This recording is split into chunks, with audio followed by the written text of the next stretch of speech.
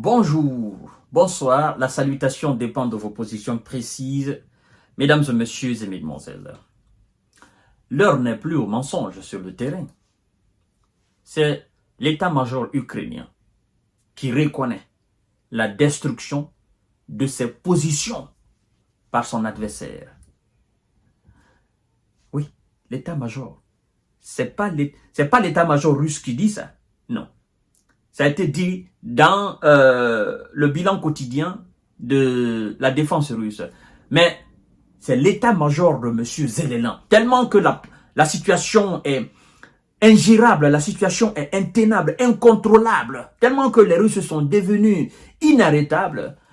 L'état-major de M. Zelensky reconnaît carrément que oui, nos positions ont été détruites, plusieurs d'ailleurs. Voyons voir, mesdames et messieurs. Mais avant de poursuivre le visionnage de l'émission, n'oubliez pas de partager la vidéo dans tous les groupes possibles. Continuez à vous abonner à ma chaîne YouTube quand TJ Visionnaire. Devrez activer la cloche de notification pour ne plus rater mes vidéos. Mais aussi, je vous invite à vous abonner massivement à ma nouvelle page Facebook que je l'ai appelée le géopolitologue. Voilà, mesdames et messieurs. Alors, quand je parle souvent, ils disent, mais est-ce que c'est vrai? Moi, je ne vous donnerai que des informations authentiques, vérifiées et vérifiables. Ça, surtout. Parce que je sais, ma crédibilité y va. L'armée ukrainienne reconnaît la destruction de plusieurs de ses positions à Tchassifiar et à Toretsk. Il s'agit de quelle position? Écoutez. Le groupe opérationnel Khortytsia de l'armée ukrainienne annonce ce mercredi 1er janvier 2024. Je vais vous rafraîchir la mémoire au sujet de ce groupe-là. Le groupe Khortytsia. C'est ce même groupe qui était dans la localité d'Uspenivka. Uspenivka avec sa région, c'est-à-dire avec ses environnants. Vous vous souvenez? Le site ukrainien, je vous citais un site ukrainien qu'on appelle Deep Stat Map, qui cartographie l'avancée, n'est-ce pas, des Russes, l'avancée spectaculaire, mais aussi le recul des soldats ukrainiens. C'est ce même groupement ukrainien qui était là pour défendre la localité d'Uspenivka et ses environnants. Ils ont reculé.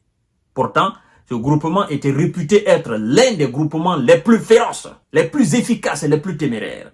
Et donc, c'est ce même groupement, après avoir reculé dans cette localité d'Uspenivka, sont allés au niveau de Tchassifiar. Et c'est ce même groupement qui vient de reconnaître encore qu'ils ont perdu plusieurs de leurs positions.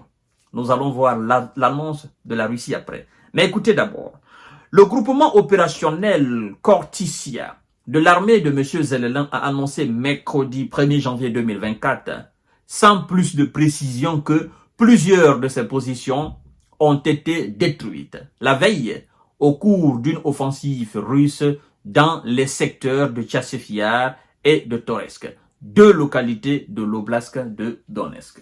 Mesdames et messieurs et mesdemoiselles, ils vont donner la précision. Non, ils vont préciser. En fait, ils viennent de perdre encore plusieurs localités dans ces deux secteurs. Plusieurs. Je ne dis pas, c'est pas 1, 2, 3. Plusieurs localités. La Russie est à l'offensive à l'est de l'Ukraine. Elle est à l'offensive dans la région russe de Kursk. Alors, je ne sais pas, M. Zelensky, il croit à quoi? Parce que, en réalité, ceux qui sont dans la région de Kursk ne tiennent pas. Ceux qui sont à l'est de l'Ukraine ne tiennent pas. Qu'est-ce que tu dois faire en bon stratège? En bon stratège, tu vas tout simplement essayer de rapatrier ceux qui sont dans la région russe de Kursk. Ils n'ont qu'à quitter là-bas parce que les objectifs ne seront jamais atteints.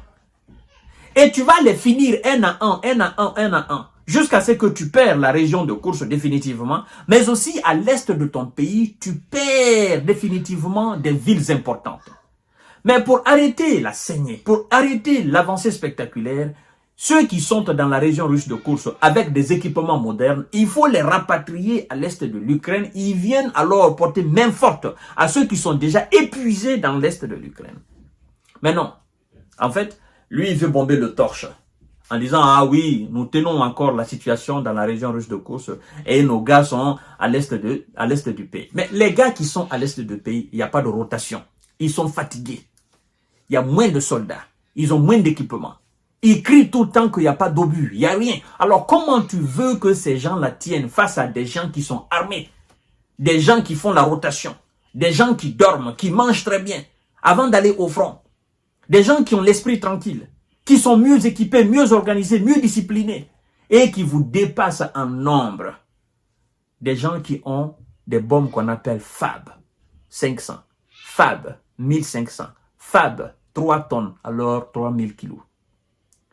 Et vous savez, depuis le commencement d'utilisation de ces machins-là, les éléments de M. Zellelan, ils ont pleuré.